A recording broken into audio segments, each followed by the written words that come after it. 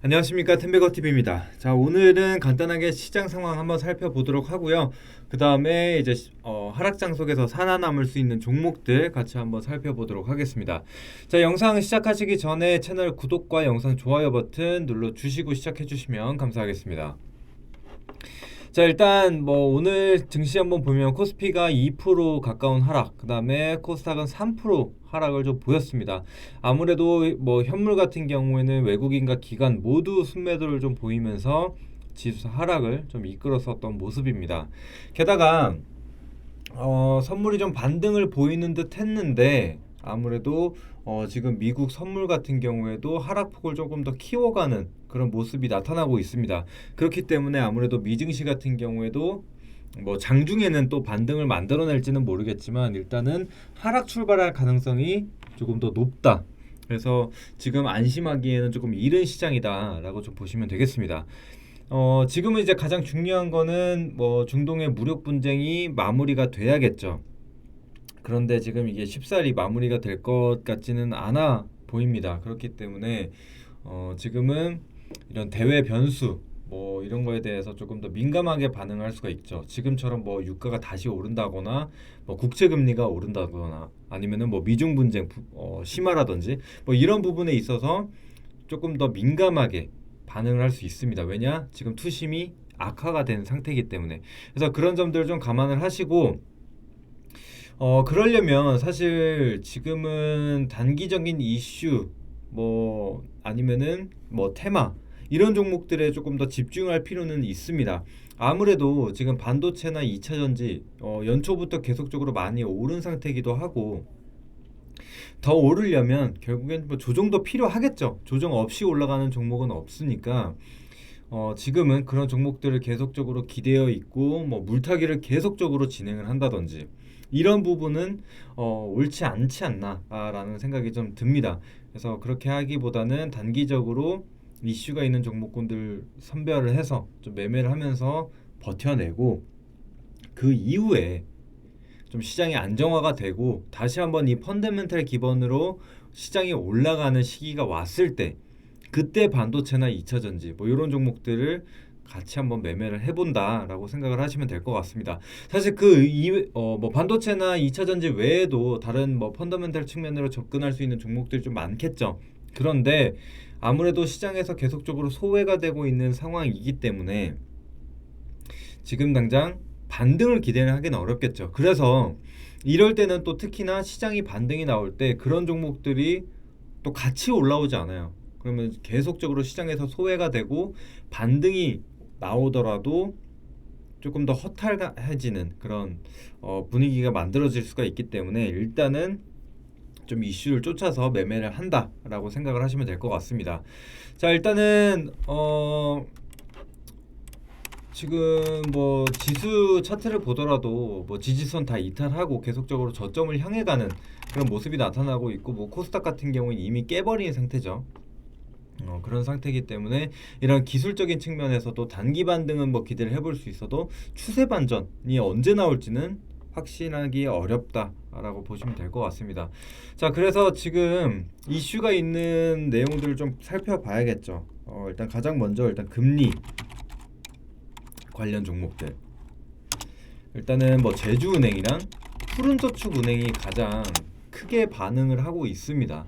그래서 제주은행이나 푸른저축은행 같은 경우에는 뭐 코로나 시기에도 많이 올랐었던, 그러니까 그 이후에 많이 올랐었던 종목이기도 하죠. 왜냐면은 미국이 금리 인상을 계속적으로 뭐 긴축을 진행을 한다라는 소식과 함께 올랐어요.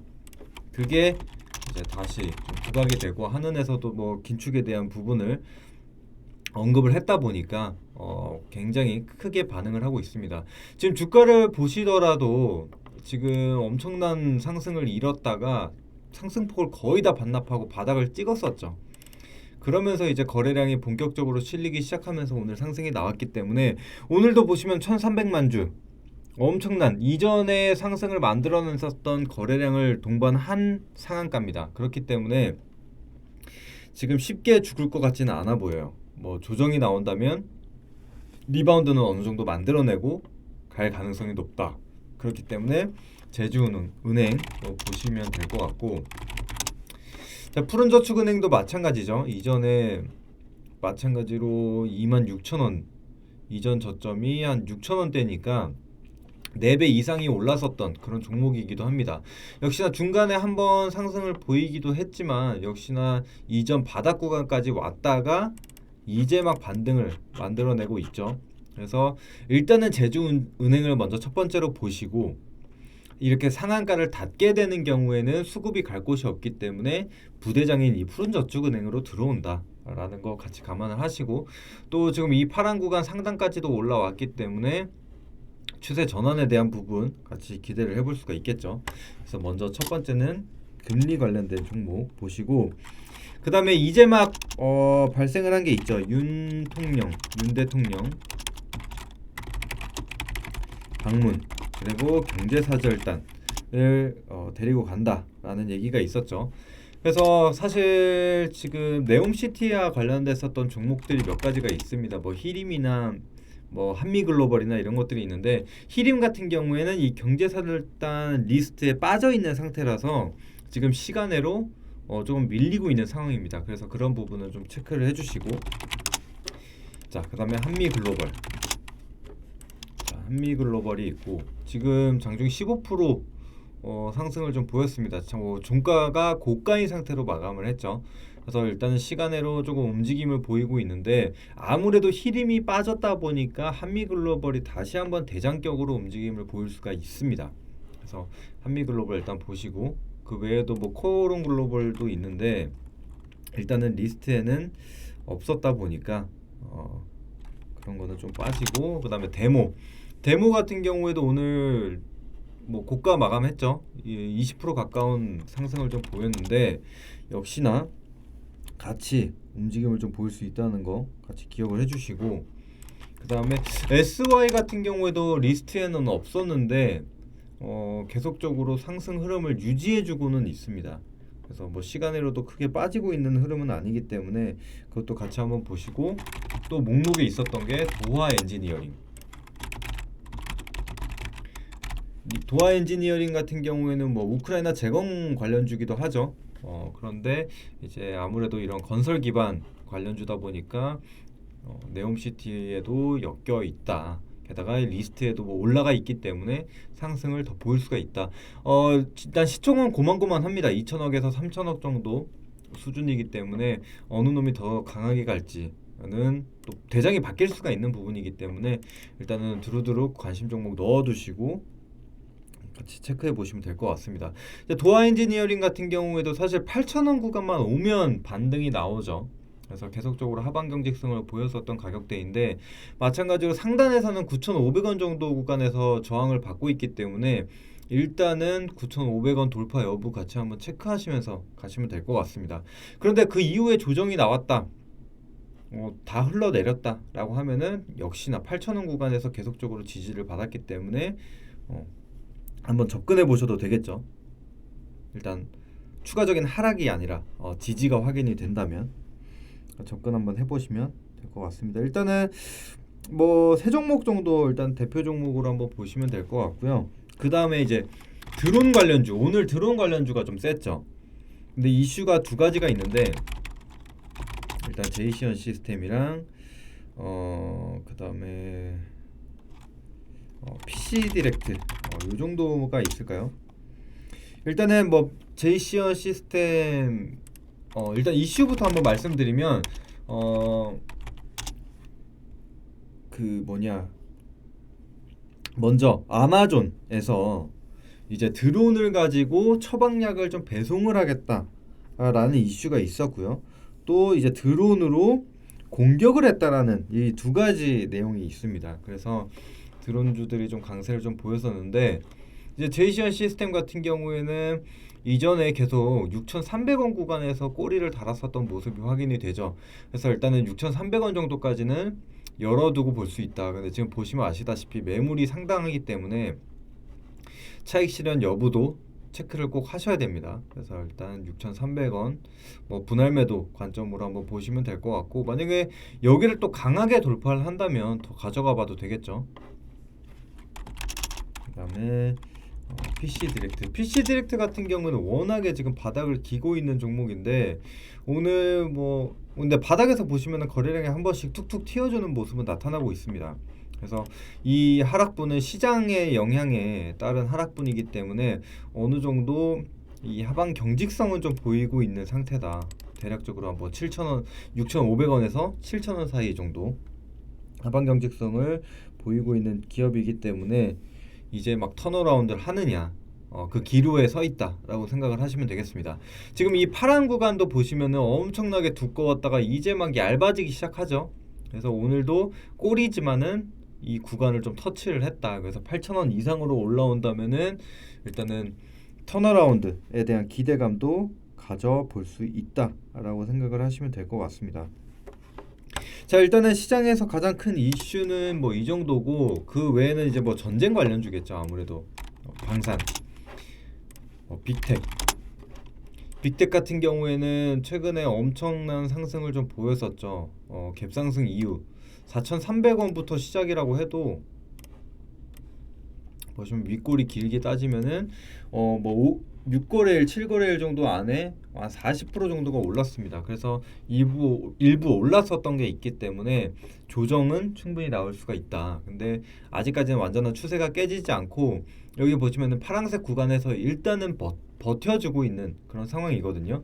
그래서 이런 전쟁이 지속된다라고 하면 또다시 튈 수밖에 없는 그런 상황이라고 보시면 될 것 같습니다.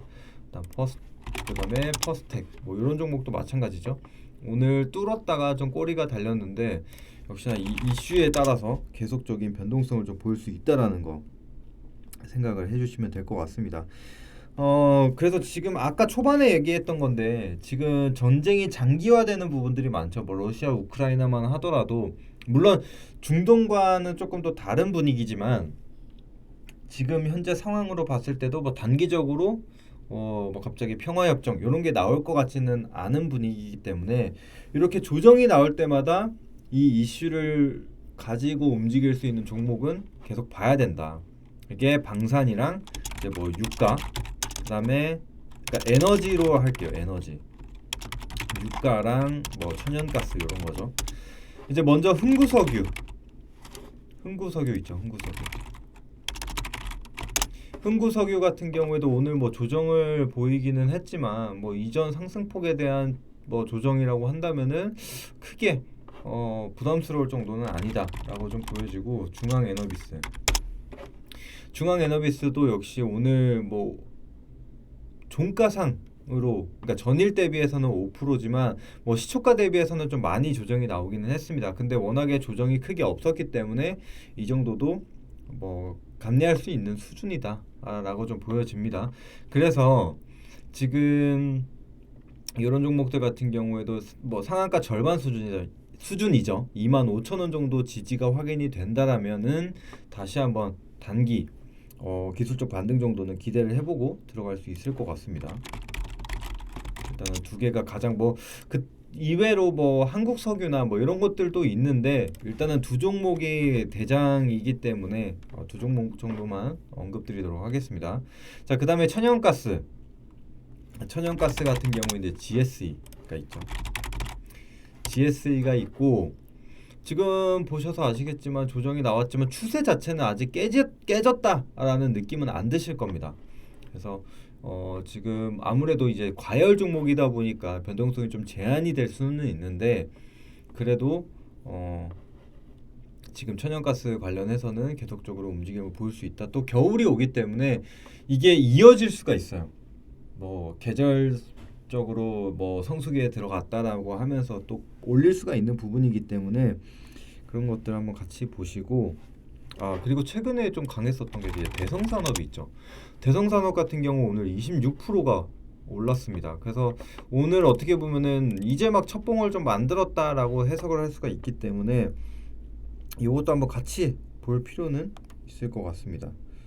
그래서 요 대성산업까지도 이거는 뭐 유가 관련주기는 한데 생각이 나서 한번 말씀을 드렸고 그 다음에 이제 뭐 대성에너지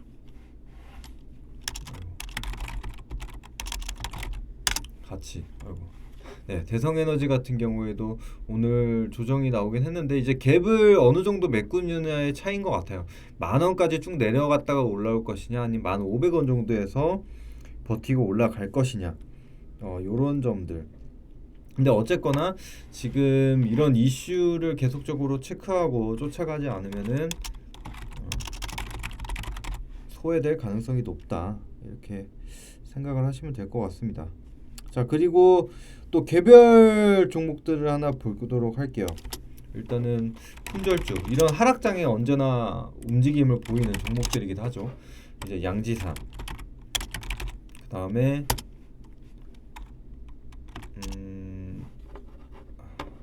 신라섬유죠. 예, 양지사 같은 경우에도 지금 보시면은 15,000원 구간에서는 어느 정도 지지가 확인이 됐었죠. 그래서 이제 막 다시 튕겨 올라오고 있는데 이전에도 보면 하락장 때 어마어마한 상승들을 좀 보입니다. 적어도 파동이 한번 2번 정도는 만들어지기 때문에 일단은 추가적인 한 번 더 튕겨져 올라올 수 있는 부분 감안하고 보시면 될 것 같고, 일단은 양지사가 먼저 움직여야 신라섬유가 움직이기는 합니다. 그래서 약간 부대장격으로 움직이는 종목이기 때문에 일단 양지사 먼저 보셔야 된다. 근데 양지사 같은 경우에는 또 대주주 매도 이슈가 있긴 있었죠. 그래서 창업주 장남지분 대량 매각 이슈가 있었기 때문에 이 부분은 좀 참고를 하고 가셔야 됩니다. 그래서 시장이 어느 정도 안정화가 되게 된다면은 이 이슈가 더해져서 더 가파른 하락이 나올 수가 있으니까 그런 점들은 꼭 유념을 하셔라 보시고, 이제 품절주랑은 별개인데 좀 베타성이 강한 이 금 관련주죠. 요거를 하나로 묶기에는 좀 그렇지만 근데 보통은 이제 같이 이 하락장에 많이 움직이는 종목이기 때문에 말씀드리도록 하겠습니다. 에컴텍 같은 경우에 오늘 뭐 한번 쐈다가 조정이 나오면서 이제 보합권에서 마감을 했는데 역시나 마찬가지죠. 이런 하락 장세가 계속적으로 유지가 된다면은 언제 급등이 나와도 이상하지 않은 그런 종목이라고 생각을 하시면 될 것 같습니다. 그렇게 보시면 되고, 또 하단 지지 역시나 뭐 이 빨간색 구간이죠. 뭐 1차로는 1,470원이 될 수도 있고 그 다음에는 뭐 1,470원, 1,370원 이렇게 두 개 정도 보고 가시면 될 것 같습니다. 자, 그리고 개별 이슈 소카가 있죠. 소카. 이제 소카 같은 경우에는 뭐였냐면 이 지분 이제 경영권 분쟁 싸움이죠. 창업자와 이 롯데렌탈 사이에서 경영권 분쟁이 이제 가능성이 있기 때문에 그 점이 좀 부각이 되면서 1차 한번 올랐다가 좀 잠잠하게 좀 오르나 싶더니 오늘 다시 한번 슈팅이 나왔어요.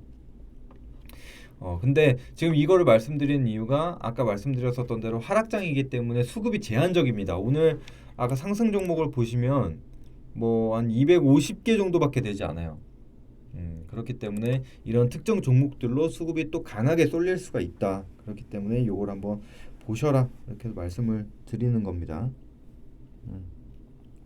그래서 일단은 크게 이렇게 볼 수가 있을 것 같습니다. 먼저 금리 관련된 종목. 근데 만약에 하락장이 또 지속이 된다면은 이제 신용평가 관련된 종목들이 오르기도 하죠. 뭐 SCI 평가 정보라든지 뭐 고려 신용 정보, 요 두 종목이 대표적이긴 합니다. 평가 정보랑 고려 신용 정보.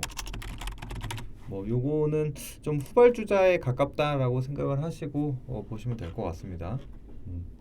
어쨌거나 지금 가장 큰 거는 이제 막 나왔었던 장 막판에 나왔습니다. 윤 대통령 사우디 방문 그리고 경제사절단 이야기. 요게 이제 가장 크게 지금 시간 내에서도 가장 크게 반응을 하고 있는 부분이기 때문에 이것들은 좀 정리를 해두시고 꼭 보시면 좋을 것 같습니다. 자, 일단 오늘 이렇게 특징주들을 한번 정리를 해봤습니다. 아까 말씀드렸었던 대로 이런 하락장에서는 뭐 펀더멘탈 이런 거랑 별개로 좀 움직이기 때문에 그런 종목들은 좀 시장 안정화가 되고 그러니까 진행이 됐을 때 봐도 늦지 않다라고 좀 말씀을 드리고 싶습니다. 그래서 계좌가 지금 뭐 녹아내린다 이런 얘기를 하시는 분들이 좀 많으신데, 그래서 너무 무리하게 그런 종목들에 지금 계속 물타기를 해봐야 크게 의미가 없습니다. 그런 종목들은 지수가 내려가면 다 끌고 내려가기 때문에 더더욱이 힘들어지는 부분이에요. 그래서 계좌 손실이 계속적으로 커지고 정말 나중에 물타기를 하고 싶을 때는 돈이 없어서 못해요. 그래서 그렇게 엇박자를 타지 마시고 일단은 이런 비중 좀 소소하게라도 단기적인 매매 하시면서 좀 방어를 해보시는 것을 한번 권장드리고 싶습니다. 근데 만약에 그런 대응이 좀 어려우시다, 이런 또 매매를 안 해보셨다라고 한다면은 굳이 추천은 드리지 않습니다. 그래서 이런 매매를 계속적으로 해보시고 좀 숙련이 돼 있으신 분들 에게 좀 말씀을 드리는 거니까요. 참고하시면 좋을 것 같습니다. 자, 일단 오늘 내용은 여기까지고요. 만약에 도움이 되셨다면 구독과 좋아요 눌러주시면 감사하겠습니다. 다음 시간에 찾아뵙도록 할게요.